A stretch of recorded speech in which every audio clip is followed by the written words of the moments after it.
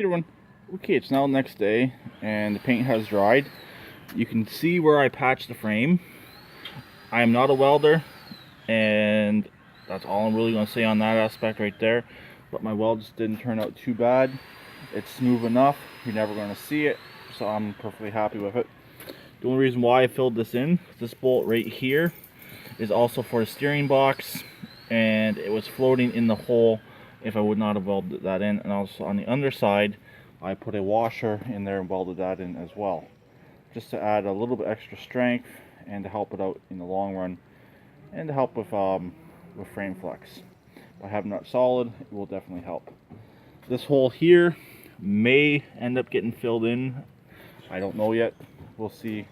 But it's not a big deal to fill that one in or not to fill it in. So, also I re-welded all the way along this front edge here because there was a piece of steel right here. Actually, the piece of steel I used for right here, I cut it down to fill it in this spot. It came from right here, so I had to take that one out so I could get the big hole in for my steering box, and so the second gen steering would fit.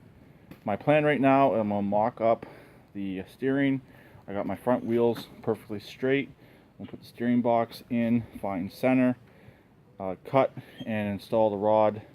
I do have an idea on how I'm gonna reinforce the rod. That will be a later video down the road, most likely tomorrow or Tuesday, whenever I get the material, and if the rod that's I'm gonna be modifying will end up working.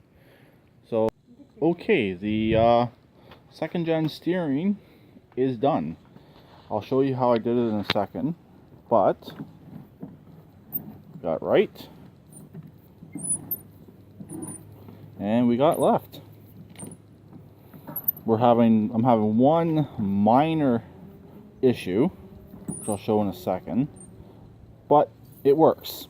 The minor issue is an easy fix with a grinder and a sledgehammer. Okay, there it is. As you can see, I got it hooked to the front there. I had to lower my point down a little wee bit. Hopefully you can see how I did it. Basically put a long bolt and a nut right after the joint, and then I did a washer that went through the tractor, and then I did another washer, lock washer, and the final nut.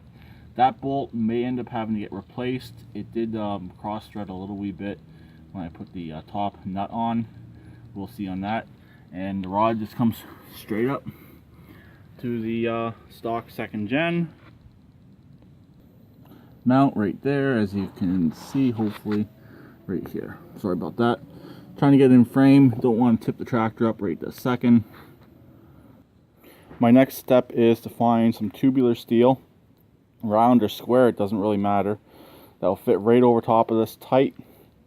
That will add extra strength, because somebody mentioned in the comment section last night that this might bend under stress, which obviously you do not want, especially with steering components. So I will definitely try and find some steel. I'm going out right now to look. That'll fit right over top, and I'll weld it to the threaded rod. That should give it much more strength and prevent it from bending. So like I said, I'll do a second video. I'll tip the tractor up on its side, and it will just be how I did the steering. But this idea definitely will work using threaded rod.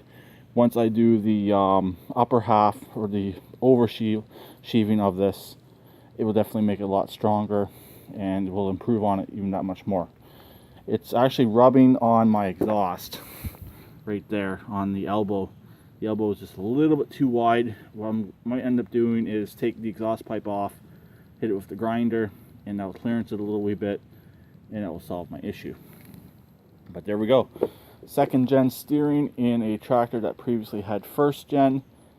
Like Redneck Computer Geek showed, it is very easy to do, and by doing it like this, I did not have to use any of the stock steering components, except for my tie rod is still stock, but that will be changed out most likely with this piece right here, as long as it's long enough. If it's not, I'll go to Princess Auto and get a new one, and I will build up a new front tie rod. Definitely will be stronger, and also I will put the piece over top of it as well to give it more strength. So definitely something you can do. Even if you have a stock tractor, I imagine you can do this similar conversion. I don't know how it would interfere with the mower system or the mower drive engage if you have a PTO clutch.